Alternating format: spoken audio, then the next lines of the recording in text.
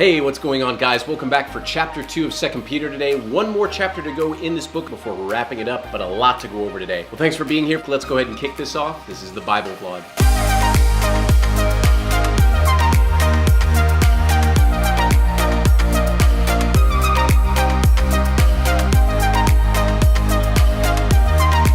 Chapter 2 of Peter steers back towards a topic that we've seen covered before, but this time it's literally the whole chapter devoted to it. Now that topic is false teaching in the church. Now here's the thing when it comes to false teaching. You'll hear a lot of Christians today loosely throw out this term in regards to things that they don't like. Over the years I've heard just about every preacher or pastor I've known be accused at some point of false teaching. Some people have even done it to me if I disagree with them on even one theological point. So unfortunately, when it comes to the topic of false teaching, it's one that is sometimes easy to blow off just because of how much it's used. But yet Peter makes it clear in this chapter that false teaching is a very real thing that we need to watch out for in the church. Now again, always keep in mind the way that the devil works is by mixing a little bit of truth with a little bit of a lie. See, many things that are false teaching, they sound correct on the surface, but when you delve into it, you find that it doesn't line up with the teachings of the Bible. So look at the opening of the chapter in verses 1 through 3. But there were also false prophets among the people, even as there will be false teachers among you, who will secretly bring in destructive heresies, even denying the Lord who bought them, and bring on themselves swift destruction. And many will follow their destructive ways, because of whom the way of truth will be blasphemed. By covetousness they will exploit you with deceptive words. For a long time their judgment has not been idle, and their destruction does not slumber.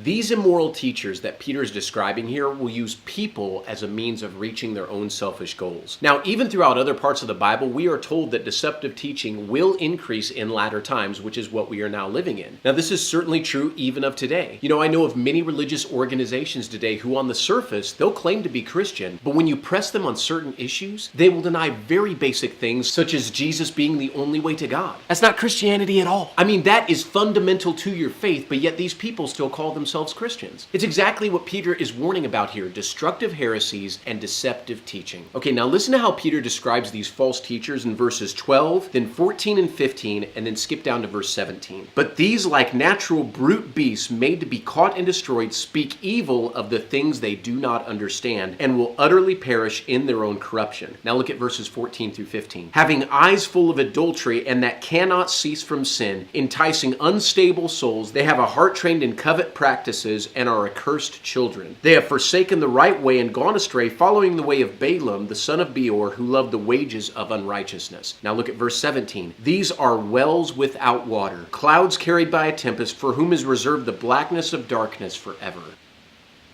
Yikes. Now again, these people are already in churches, and in many cases, pulpits. Yes, many times it's the preachers themselves that are the ones this is talking about. Now notice that the emphasis falls upon their character. It describes them as sensual, arrogant, and indulgent, only in it for themselves. All right, finally look at the last section of this chapter in verses 18 through 19. This is fascinating. For when they speak great swelling words of emptiness, they allure through the lust of the flesh, through lewdness, the ones who have actually escaped from those who live in error.